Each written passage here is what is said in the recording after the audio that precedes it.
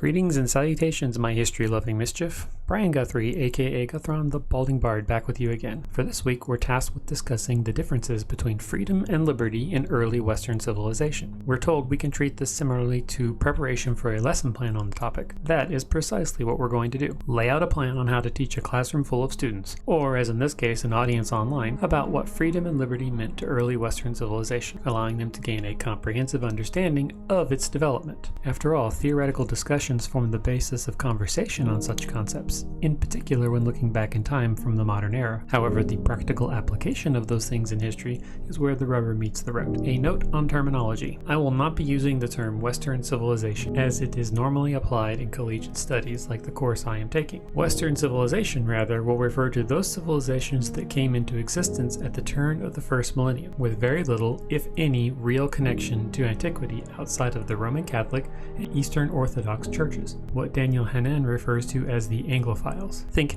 England, the United States, what is now Western Europe, Canada, Australia, and those nations that have imported or imitated or were compelled into doing one of those throughout history. I will refer to the early civilizations that modern civilizations claim inheritance and a direct lineage from as the Classical West, despite there being strong evidence that they were a new development in history that later connected itself to classical antiquity in general and the Classical West specifically. The Classical West includes Greece and Rome and is only technically the West in relation to the origins of those civilizations that all began in the Middle East and Africa. So, let's begin. To start, we must define and differentiate the terms of freedom and liberty. As such, we should start that study with a simple explanation of the difference in the two terms, such as how Wendy Hui did in her book Control and Freedom, wherein she described liberty as linked to human subjectivity and is often connected to institutions or bodies. Freedom, on the contrary, is free from that connection, traveling through unofficial networks. In her words, liberty means to be liberated from something, while freedom means to be self-determining or autonomous. She points to Orlando Patterson's similar argument regarding freedom arising from the enslaved, saying one can be liberated yet unfree, or free yet enslaved. John Stuart Mill made the argument that liberty can be defined as freedom from restraints, while freedom is the ability to do as one wants within their own capabilities. He argues that liberty, therefore, is restrained by abilities and the rights of other people. This is only an example of how we might start to define the concepts, which opens the study to other influences one could examine in expanding a modern understanding of freedom and liberty inside other non-Western cultures. This section would have a lot of flexibility intentionally, and it could include all of what I just discussed or none of it. Anyway, the next part would examine what most Western civilization experts would agree is the birthplace of the freedom and liberty concepts as the modern era knows them, Greece. For this, we would draw on some familiar names, in particular Aristotle and Plato. At the outset, we would examine, for example, Aristotle's conceptualizations and his politics of a free man in the Greek society of his time. However, we would also examine the practical application of that theoretical concept. In other words, once we understand the Greek view of freedom and what they believed constituted a free man, we would examine the limitations of said freedoms and liberty as well as the limited definition of free man. Additionally, we would examine other societies that either coexisted or preceded and thus influenced Greek society. This could include looking at the Persian Empire system of religious and ethnic freedom, gender equality, and the abolishment of slavery. Next, we would examine the era of the Roman Republic and later empire. Indeed, after discussing how they existed in this new civilization, we would examine the application of the same, noting differences with Rome's philosophical and spiritual predecessor, Greece. This would include discussing the limitations on such freedoms and liberties, how the ruling classes would enjoy more freedoms than the common classes. A study of application would require looking into how the leading minds supporting these concepts, such as Cicero in his De Republica and De Legibus, and Marcus Aurelius in his 6-volume Meditations, attempted to put such things into practice, requiring then an examination of, for example, Cicero's blatant dictatorial policies against individual freedom and liberty in the name of state security. As before, we could also examine a contemporary civilization's own application of the same concepts, such as the Maurya Empire of ancient India and their attempts at establishing freedom and an egalitarian basis of tolerance as championed by Ashoka the Great, despite heavy resistance from his opponents. Before moving on, we would take a pause here to examine the social contract theory as Plato first posited, which later helped establish the idea of political rights, national sovereignty, and natural rights greatly expounded upon in Western civilization born nearly 2,000 2,000 years later. We can also reference John Mill's On Liberty, highlighting the adversarial nature that often exists between individual freedom versus societal necessities that have been used throughout history to limit said freedoms, even in societies claiming to be built on the pillars of individual freedom and liberty. Rome provides a good example of this conflict. Indeed, as the lesson plan progresses past the Dark Ages, from the fall of Rome to what Daniel Hannan calls the secular miracle of the Magna Carta, and eventually on to the creation of Western civilization, one theme remains clear. Individual freedoms were always limited in application. No course of study would be doing its job if it did not highlight this fact. From ancient Greece to Rome on to the United States of America, there has existed a titanic struggle between the individual and the state, between the rights of the few versus the needs of the many. In every instance of progress in the name of freedom and liberty, there was a monumental struggle, often a violent one, that pitted, ironically, the needs and freedoms of individual citizens against the needs and freedoms of individual rulers or ruling classes. We would wrap this initial course up after a brief study on some of the developments of these concepts as seen in the Middle Ages. As a course of study, we could examine something similar to this list, noting these moments for what they are, an achievement in history, while examining in context some of the limitations and misapplications along the way. In short, what development existed only served to expand or limit the powers of the aristocrats. However, some of those developments laid the foundation for expansion to other classes after the Middle Ages. Unlike Hannan and his misattribution of these developments to English-speaking ancestors of the modern Anglophile world, this final area of study would examine developments in Gaul, later France, the Viking kingdoms, including Normandy, and England, with its multi-stage development of a unique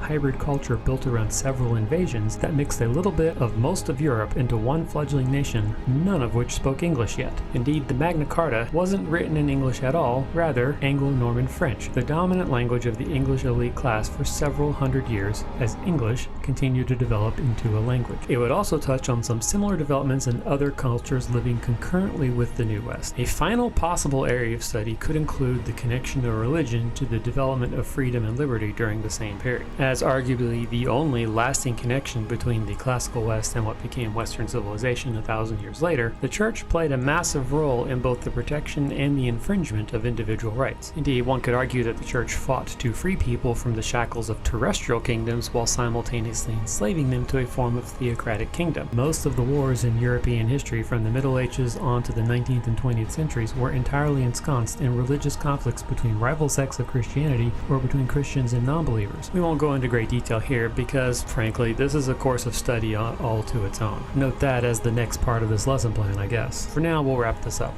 A course like this requires a lot of preparation, as you can see here. This video only touched on a small sampling of the works written on this topic. Stay tuned for more videos in the future, although we don't have one required for a class due for several weeks. Until next time.